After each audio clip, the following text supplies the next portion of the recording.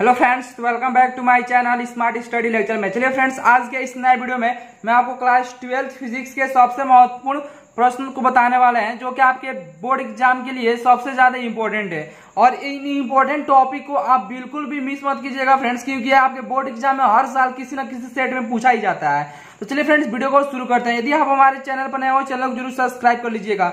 देखिए, जो आपका यहाँ पे पहला है आपका क्वेश्चन है कि वैद्युत क्षेत्र की तीव्रता की परिभाषा मात्रक व बीमा। ये आपका वेरी इंपॉर्टेंट क्वेश्चन है फ्रेंड्स, कि आपके बोर्ड एग्जाम में हर साल ये आपका पूछा गया है। वैद्युत क्षेत्र की तीव्रता क्या होता है? इक्वल टू क्या होता है? एफ अपान में क्यू होता है, जिसका जो आपका मात्रक होता है न्यूटन प्रति कूलम होता है। क्या होता है? न्यूटन प्रति कूलम। और इसका क्या पूछता है? साथ ही में इसका क्या पूछता है? बीमा भी पूछता है। और दूसरा देखिए, जो आपका इंपॉर्टेंट टॉपिक है वो आपका है कूलम का नियम। क्या है? Coulomb's law.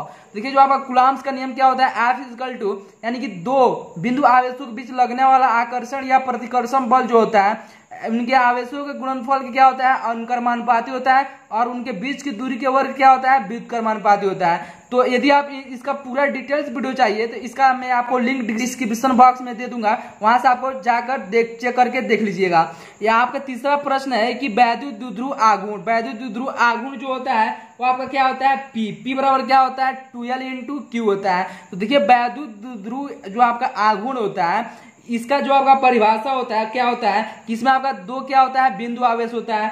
यानी कि दो विपरीत आवेश में क्या होता है कि एक आवेश का जो परिमाण होता है तथा उनके बीच की जो आपकी अल्पतम दूरी जो 2L होता है, उसके क्या होता है? तो आपका गुणनफल क्या होता है? वैद्युत द्विध्रुव उनके परिमाण तथा उनके बीच की अल्पतम दूरी के गुणनफल क्या को हम क्या कहते हैं? वैद्युत द्विध्रुव आघूर्ण कहते हैं। और इसे हमको पी से प्रदर्शित करते हैं। यहाँ पर देखिए, जो आपका चौथा इंपॉर्टेंट टॉपिक है वो आपका है कि गॉस का प्रमेय, गॉसेस थ्योरम क्या होता है। तो चलिए, मैं आपको गॉसेस थ्योरम को इस वीडियो में मैं आपको बता रहा हूँ, ठीक है।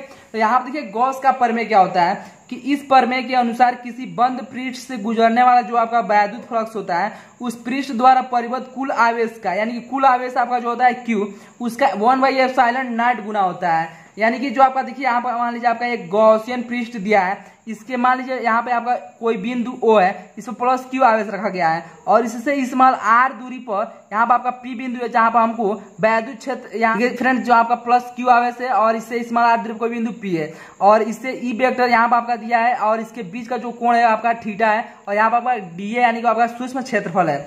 तो देखिए, यहाँ पर आपका जो आपका गॉस का प्रमेय होता है, फाई बराबर क्यू इंटू क्या होता है? 1/ε0 होता है। तो यहाँ से आपका फाई बराबर क्या हो जाएगा? Q/ε0।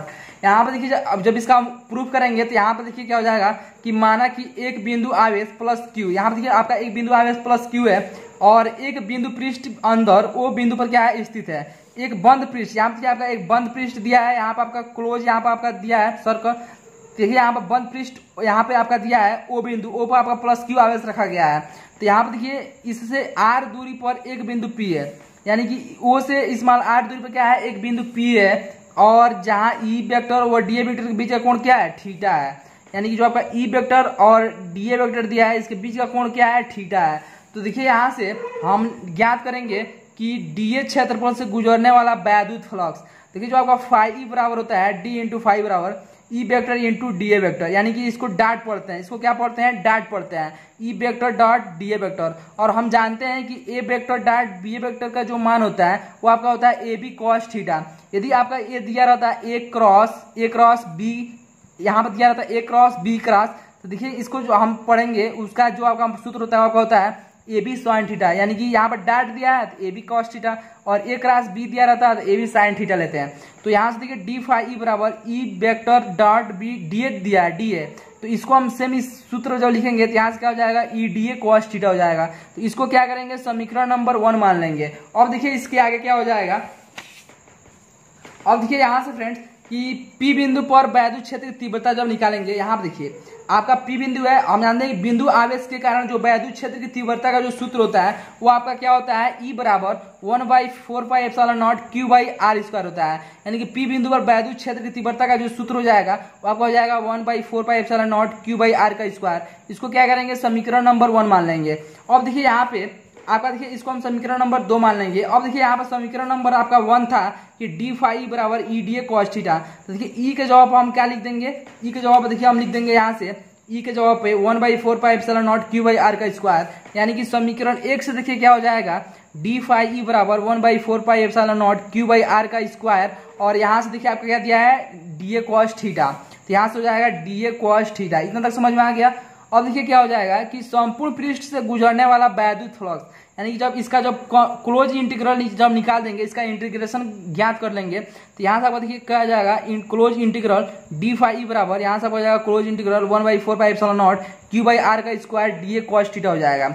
और देखिए यहाँ से जब हम इंटीग्रेशन जानते हैं कि इंटीग्रेशन dx का x के सापेक्ष जब समाकलन करते हैं, x के सापेक्ष समाकलन, तो आपका x आता है। तो सेम इसी प्रकार से जब हम इंटीग्रेशन डी फाई का करेंगे, तो यहाँ पे देखिए फाई के सापेक्ष कर रहे हैं, तो यहाँ से क्या हो जाएगा फाई हो जाएगा।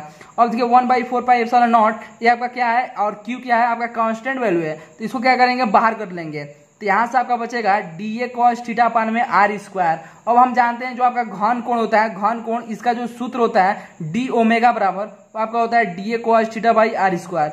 देखिए D A cos theta by R square के जवाब हम क्या लिख देंगे डी ओमेगा, तो यहाँ से आपका हो जाएगा फाई ई बराबर क्यू अपान में 4πε0 into close integral D omega हो जाएगा। तो डी ओमेगा का जो मान होता है वो आपका होता है 4 पाई, कितना होता है 4 पाई, तो यहाँ पर आप लिख लीजिएगा डी ओमेगा बराबर इसका मान जो होता है आपका होता है 4 पाई। ठीक है, देखिए यहाँ से आपका हो जाएगा फाई ई बराबर क्यू अपान में 4πε0 इंटू में 4 पाई, तो ये 4 से 4 को कैंसिल कर देंगे, पाई से पाई को, तो क्यू बाई एप्सिलॉन नॉट आ जाएगा, यानी कि फाई ई बराबर क्या आ जाएगा क्यू बाई एप्सिलॉन नॉट। तो यही आपका क्या होता है गॉस का प्रमेय होता है। क्या होता है गॉस का प्रमेय होता है कि किसी बंद पृष्ठ से गुजरने वाला वैद्युत फ्लक्स उस पृष्ठ द्वारा परिवर्तित कुल आवेश का 1/ε0 गुना होता है। तो आशा करते हैं जो आपका गॉस का प्रमेय दिया है आपको अच्छे से समझ में आ गया होगा। अब चलिए देखते हैं नेक्स्ट टॉपिक क्या है। तो यहाँ पर देखिए जो आपका अगला टॉपिक है वो आपका है कि वैद्युत बल रेखाएं तथा इनके गुण, ये भी आपका क्या है वेरी वेरी इंपॉर्टेंट टॉपिक है।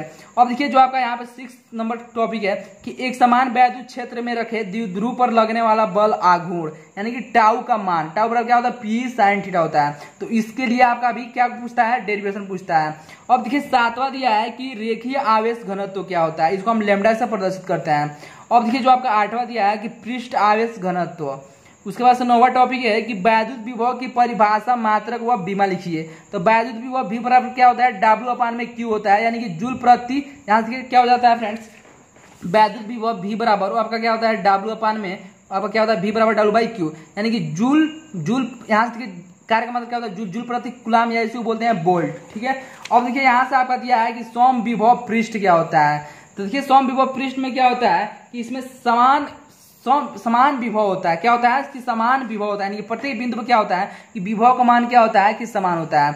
अब देखिए जो आपका 11वां नंबर टॉपिक दिया है कि धारिता की परिभाषा मात्रक व बीमा, यानी कि इसका बीमा भी पूछ रहा है क्या होगा।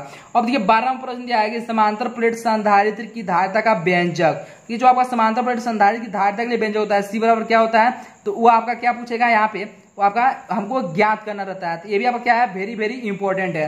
अब देखिए जो आपका 13वां प्रश्न दिया है कि सेल का आंतरिक प्रतिरोध, क्या बोल रहा है कि सेल का आंतरिक प्रतिरोध। उसके बाद से आपका 14वां प्रश्न दिया है कि किरचॉफ का नियम। देखिए जो आपका किरचॉफ के 2 नियम होता है। ठीक है, तो देखिए पहला नियम और दूसरा नियम जो आपका होता है, तो दूसरा नियम आपका वेरी वेरी इंपॉर्टेंट है, वो आपका बोर्ड एग्जाम में बार बार पूछा जाता है, क्योंकि किरचॉफ का जो आपका प्रथम नियम होता है वो आपका संधि का नियम होता है, कि यानी किसी भी यहाँ पे देखिए जो आपका धारा आता है किसी संधि की ओर तो उसको हम क्या लेते हैं प्लस में लेते हैं, और जो धारा संधि से दूर जाता है उसको हम माइनस में लेते हैं। अब देखिए यहाँ पे जो आपका 15 नंबर टॉपिक दिया है कि व्हीटस्टोन सेतु क्या होता है, यानी P by Q equal to R by S का हमको यहाँ पे डेरिवेशन करना रहता है। और देखिए 16 नंबर प्रश्न दिया है कि बायोसेवर्ट का नियम तथा अनुप्रयोग, तो ये भी आपका इंपॉर्टेंट टॉपिक है। और 17वां टॉपिक है कि एम्पियर का परिपथीय नियम तथा इसके अनुप्रयोग। और 18 नंबर है कि स्वप्रेरण तथा अन्योन्य प्रेरण गुणांक। चलिए फ्रेंड्स आज के इस वीडियो में मैंने आपको 18 सबसे महत्वपूर्ण टॉपिक को बताया है जो कि आपके बोर्ड एग्जाम के लिए काफी ज्यादा इंपॉर्टेंट है। यदि आप इसको तैयार कर लेते हैं फ्रेंड्स तो आपके बोर्ड एग्जाम में अच्छे नंबर आ सकते हैं। तो यदि फ्रेंड्स वीडियो आपको अच्छा लगा हो तो चैनल को जरूर सब्सक्राइब कर लीजिएगा। Thank you.